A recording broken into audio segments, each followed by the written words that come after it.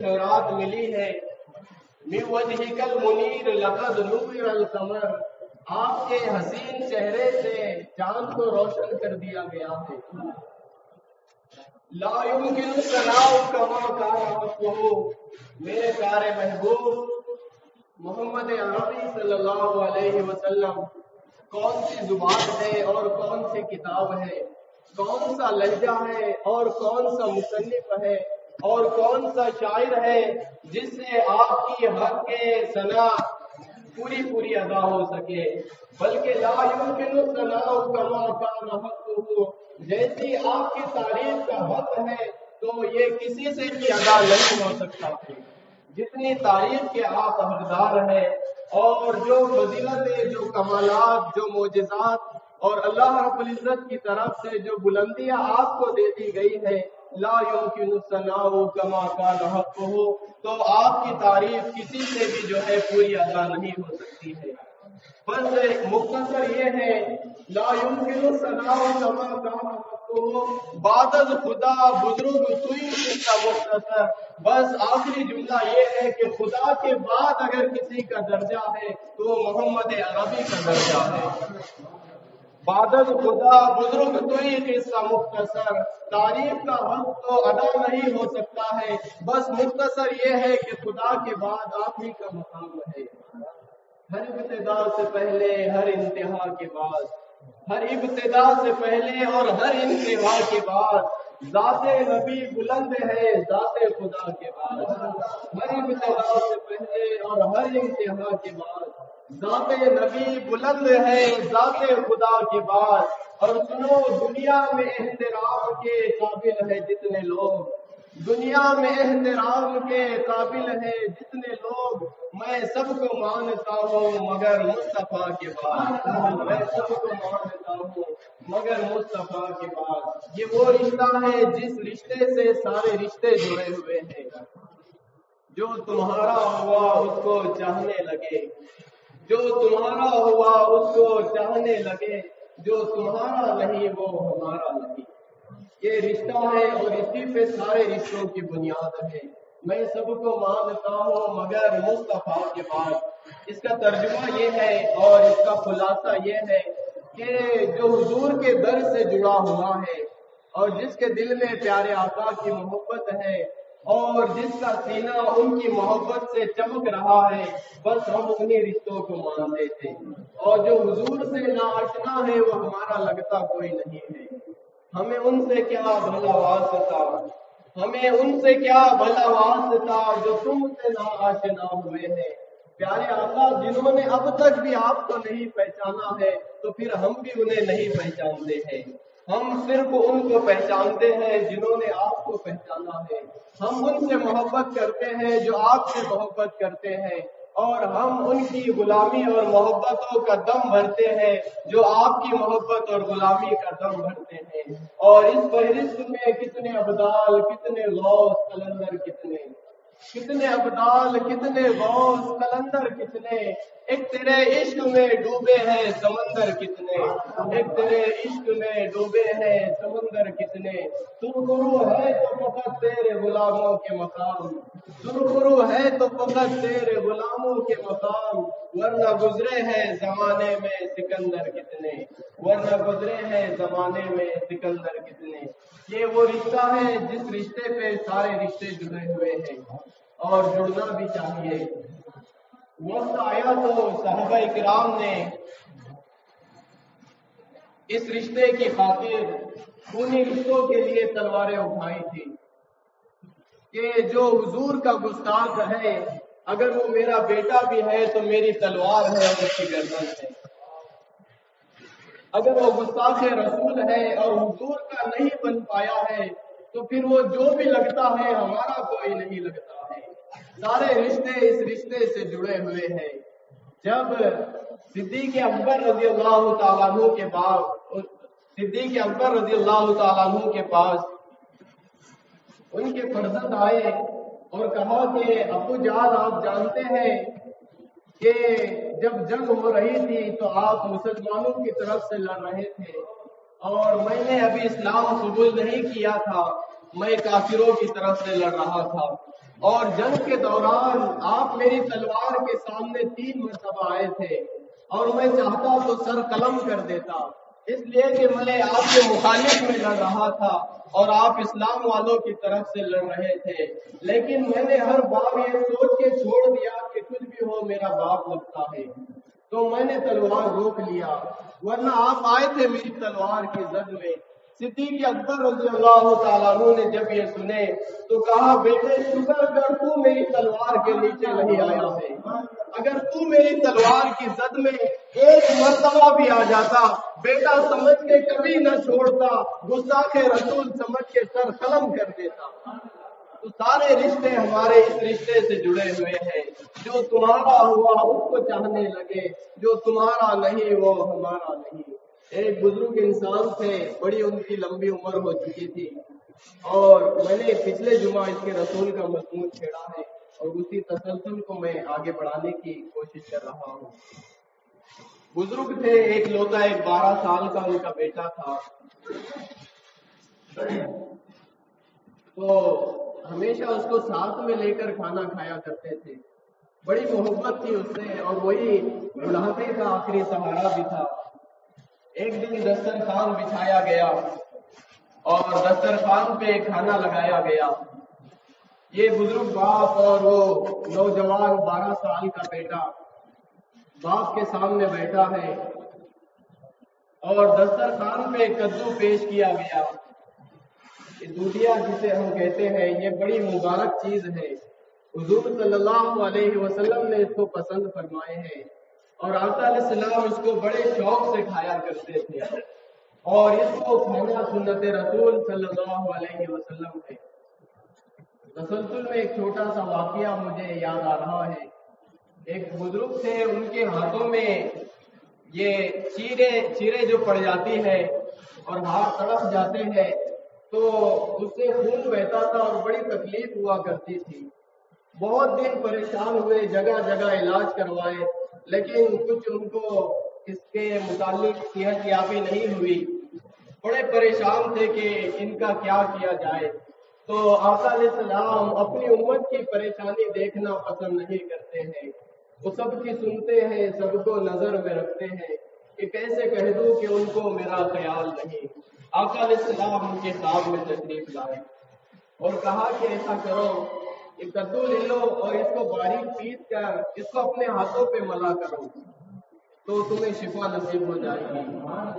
خواب میں آقا علیہ السلام نے یہ نسخہ انہیں بتا گئے کہ یہ جو تمہارے ہاتھوں میں چیرے پڑ رہی ہیں اور ہاتھوں میں درد آ گیا ہے، تو کدو لے کر اس کو پیس کر اپنے ہاتھوں پہ ملا کرو۔ وہ صبح بیدار ہوئے اور چند ہی دن انہوں نے ایسا کیا تو ان کے ہاتھ بالکل ملائم اور صاف ہو گئے اور ان کو حضور کی رحمت سے شفا نصیب ہو گئی۔ تو کدو میں یہ غذا بھی ہے اور یہ دوا بھی ہے۔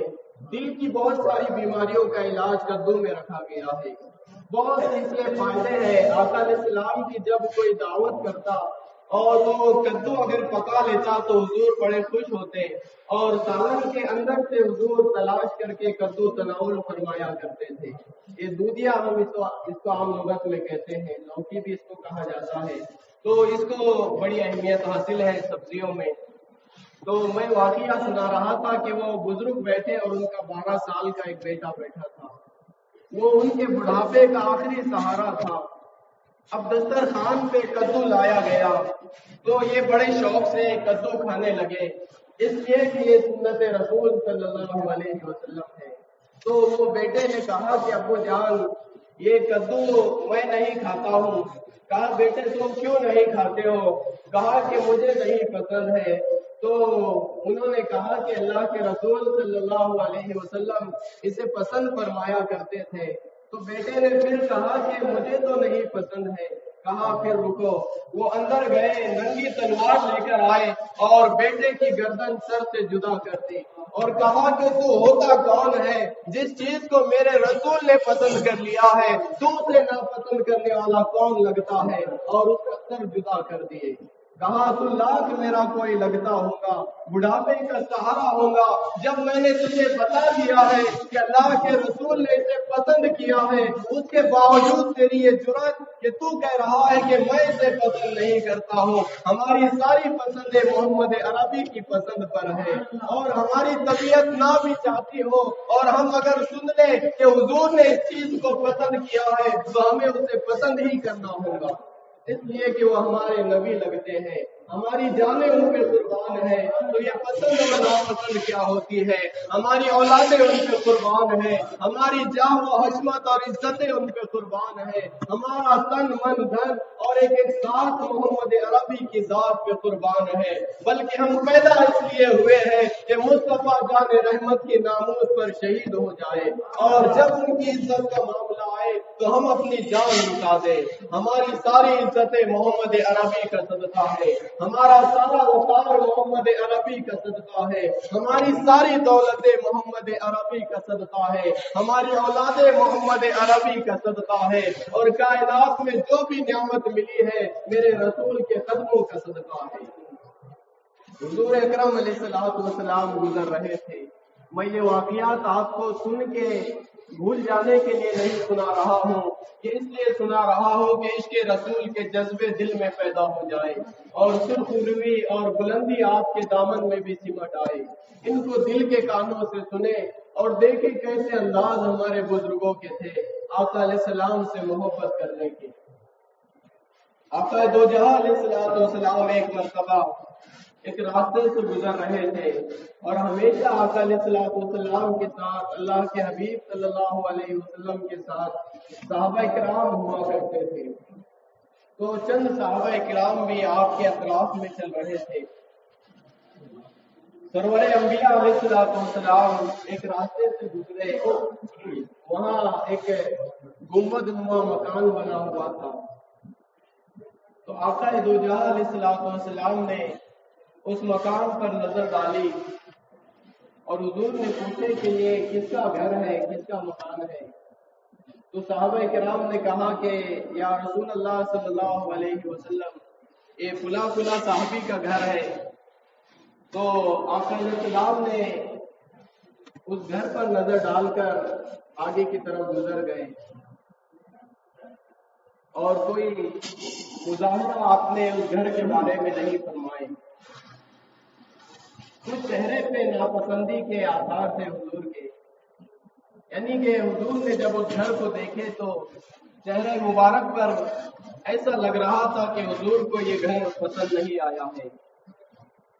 آقا علیہ السلام وہاں سے گزر گئے۔ کسی نے اس صحابی سے کہا کہ حضور یہاں سے گزرے تھے، تمہارے گھر کے پاس رکے تھے، تمہارے گھر پہ نظر ڈالی ہے، اور تم نے جس اسٹائل میں اس گھر کو بنایا ہے تو حضور نے شاید اس کو ناپسند کیے ہیں۔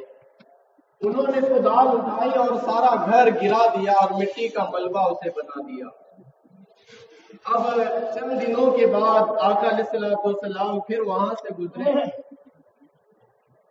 تو آقا دو جہاں علیہ السلام کے قدم مبارک وہاں رک گئے، اس لیے کہ وہ جو گھر تھا وہ اب مٹی کا ڈھیر تھا۔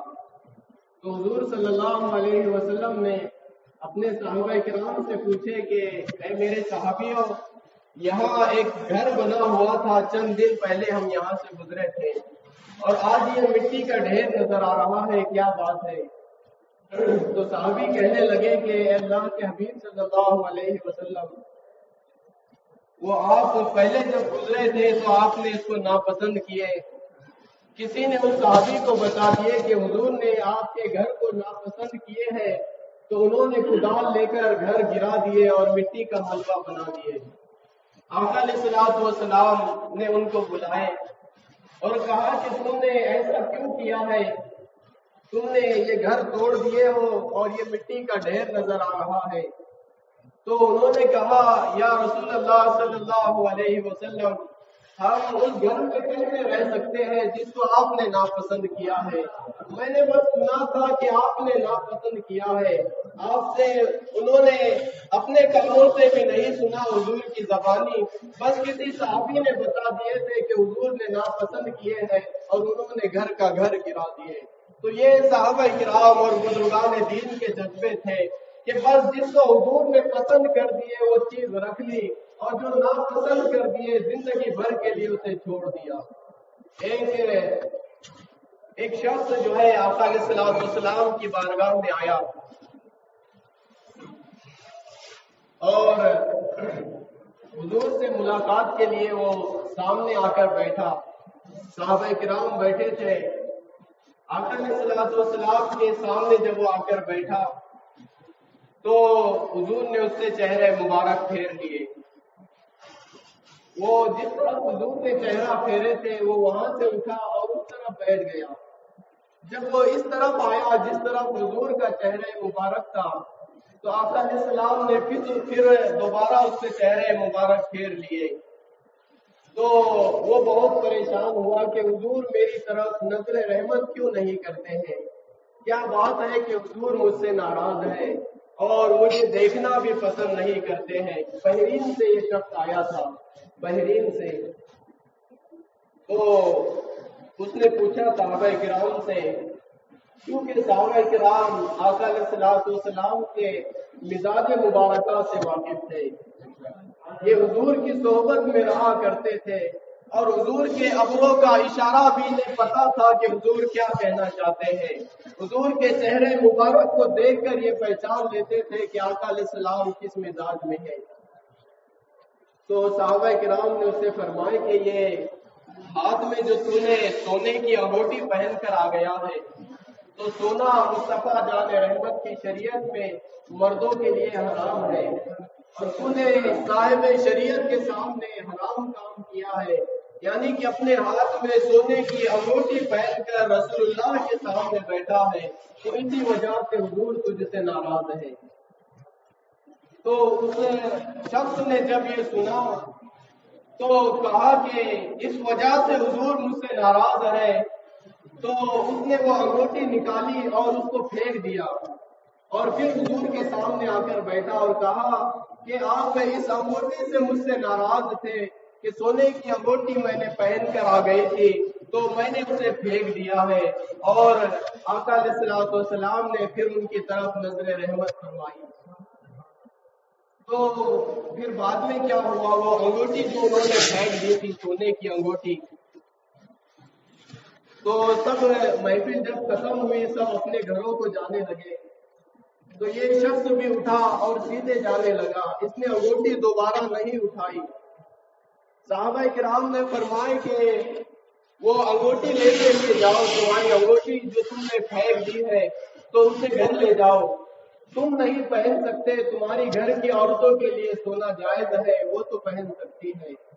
کہا کہ اللہ کی عزت کی قسم میں اس انگوٹھی کو کبھی نہیں اٹھاؤں گا جسے حضور نے ناپسند کر دیا ہے، اور میں اب اسے کبھی نہیں اٹھاؤں گا۔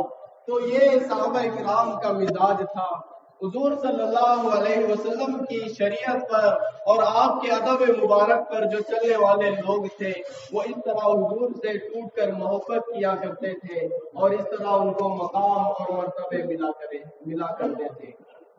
اور آج ہم جو ذلت اور پستی کے شکار ہیں، ہم سوئے ہوئے لوگ ہیں، ہم بالکل بلکہ مرے ہوئے لوگ ہیں، کوئی رمق کوئی دھمک اور کوئی سچا جذبہ ہمارے دلوں میں عشق رسول سے متعلق موجود نہیں ہے۔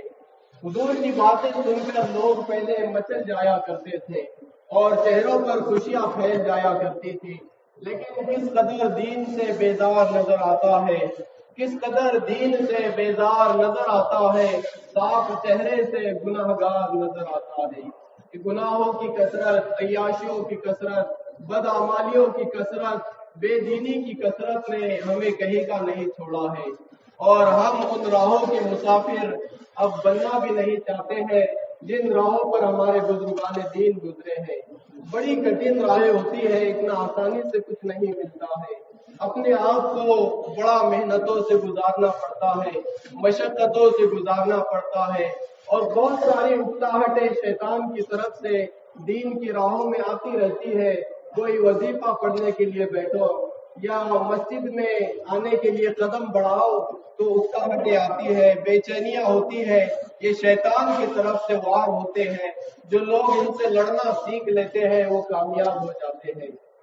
تو ابھی ہمیں اپنے آپ کو سمیٹنے کی ضرورت ہے اور اپنے آپ کو اس کے رسول صلی اللہ علیہ وسلم پر لانے کی ضرورت ہے، حضور سے محبت کے جذبے پیدا کرنے کی ضرورت ہے۔ سب سے پہلا کام یہ کرے کہ ہم ابھی کے لیے آقا علیہ الصلوۃ والسلام پر کثرت سے درود پڑھنا شروع کریں۔ یہ پہلی سیڑھی ہے، اگر کچھ بننا ہے اور ان دلدل سے، ان اندھیروں سے اور یہ مردہ پن سے اگر نکلنا ہے تو سب سے پہلے ہزاروں بار دن بھر میں درود شریف پڑھ لیا کریں، کچھ اجالا دل میں پیدا ہوگا۔ اور درود پاک کا یہ لازمی نتیجہ ہوتا ہے کہ جو حضور پر درود شریف پڑھتا ہے اس کے دل میں آقا علیہ السلام کی محبت سما جاتی ہے۔ درود شریف کا لازمی نتیجہ ہے کہ درود پڑھنے والے کے دل میں حضور کا پیار سما جاتا ہے۔ اور جو کتاب اللہ کے حبیب صلی اللہ علیہ وسلم پر نازل ہوئی ہے، قرآن مجید، اس کی تلاوت کیا کرے۔ اور تیسرا کام یہ ہے کہ 5 وقت کی نماز کی پابندی سے جو ہے کوشش کرے کہ 5 وقت کی نماز ادا ہوتی رہے، نمازوں کی پابندی مضبوطی سے پکڑے رکھے۔ آقا علیہ الصلوۃ والسلام نے فرمائے میری آنکھوں کی ٹھنڈک نماز میں رکھی گئی ہے۔ تو وہ کیسا امتی ہے جو حضور کی آنکھیں ٹھنڈی نہیں کرنا چاہتا ہے؟ آج دھڑا دھڑ لوگ نمازیں چھوڑتے ہیں اور کوئی اثر بھی ان کی دل پر اور ان کی حالت پر نہیں ہوتا ہے۔ بہت بڑی محرومی کا اور بد نصیبی کا نام ہے۔ قیامت والے دن بے نمازیوں کو فرعون، قارون، حامان، شداد، دشمنان خدا کی صف میں کھڑے کر دیا جائے گا۔ جو لوگ نماز نہیں پڑھتے ہیں ان کو دشمنان خدا کی صف میں کھڑے کر دیا جائے گا۔ تو خصوصی طور پہ گزارش یہ ہے کہ 5 وقت کی نماز ہم مسلمان ہیں تو کم سے کم اتنا ضرور کریں۔ صحابہ کرام کے زمانے میں آپ کو پتا ہے کہ مسلم اور غیر مسلم کی پہچان کیا تھی؟ صحابہ کرام رضی اللہ تعالیٰ عنہ کہتے ہیں کہ جو شخص نمازیں پڑھتا تھا ہم اس کو مسلمان سمجھتے، اور جو نمازیں نہیں پڑھتا ہم اس کو کافر سمجھا کرتے تھے۔ اس لیے کہ ایک مسلمان کبھی بھی نمازیں نہیں چھوڑ سکتا ہے، اور بزرگان دین نے جو سزائیں مقرر کی ہے، جو بغیر کسی شرعی مجبوری کے نماز چھوڑتا ہے، امام اعظم رحمۃ اللہ علیہ کے پاس اسے قید خانے میں ڈال دینا ہے، اور اس وقت تک اسے چھوڑنا نہیں ہے جب تک وہ سچے دل سے توبہ نہیں کرتا ہے۔ نماز کا منکر کافر ہے، جس نے ایک نماز کا بھی انکار کر دیا اس کا ایمان لٹ جاتا ہے۔ تم نے نماز کو سمجھا کیا ہے؟ نماز وہ عبادت ہے کہ 70 سے زیادہ مرتبہ قرآن مجید میں نماز کی تاکید کی گئی ہے۔ ایک کلام الہی ہے، ساری دنیا کا اس میں نظام سمیٹ کر رکھ دیا گیا ہے۔ نظام کائنات قرآن میں موجود ہے، اور نظام حیات قرآن میں موجود ہے، نظام اسلام قرآن میں موجود ہے، اور اسی قرآن میں 70 سے زیادہ مرتبہ نماز کا تذکرہ کیا گیا ہے۔ تو یہ کوئی معمولی عبادت تو نہیں ہے کہ ہم اس کو اتنی آسانی سے چھوڑ دیتے ہیں۔ آقا علیہ السلام نے فرمائے میری آنکھوں کی ٹھنڈک نماز میں رکھی گئی ہے۔ بڑا افسوس ہوتا ہے کہ یہ جو زوال ہے یہ ہماری لاپرواہیوں کی وجہ سے ہے۔ شکر کرے پینے کے لیے اللہ رب العزت نے پانی کا انتظام کر دیا ہے، ورنہ آزو بازو کے سارے علاقے سوکھ چکے تھے، سارے ندیاں سوکھ چکی تھی، کنویں اور باولیاں سوکھ چکی تھی، اور ساری جگہوں سے پانی خشک نظر آ رہا تھا۔ لیکن اس کے باوجود رب کی مہربانی دیکھیں، وہ کتنا ہم پہ مہربان ہے، اور ہم اس سے کتنی محبت کا دعویٰ کرتے ہیں اور کتنا اس کا حق ادا کرتے ہیں۔ اور اگر کچھ مہینے پانی نہ آتا تو سوچو کیا حالت ہو جاتی۔ وہ بے حساب ہمیں عطا کر رہا ہے، اور ہم ہیں کہ لاپرواہی کی، نافرمانی کی زندگی گزار رہے ہیں۔ ہمیں آنسوؤں سے اپنے رب کو منانے کا وقت ہے۔ یاد رکھو ایک دن سب ختم ہو جانا ہے، اور ہمیں پتہ بھی نہیں ہے کہ کب ختم ہونا ہے۔ اس لیے مرنے سے پہلے ہم موت کی تیاریاں کریں۔ 3 کام جو اس وقت میں نے بتائے ہیں یہ ہمارے سب کے لیے ضروری ہے۔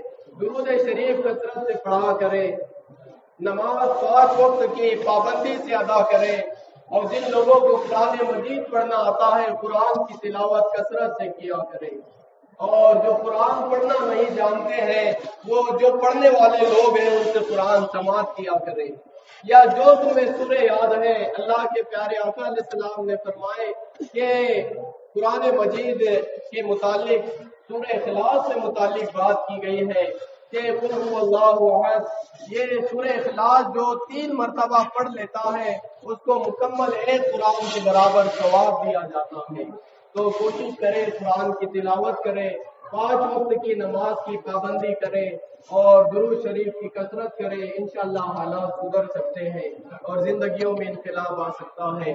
لاکھ طوفان تھے ہم کو مٹانے کے لیے، آپ ہر حال میں کافی ہے بچانے کے لیے، گر ملے عشق نبی مثل اویس قرنی، ایک دیوار نہیں کافی ہے زمانے کے لیے۔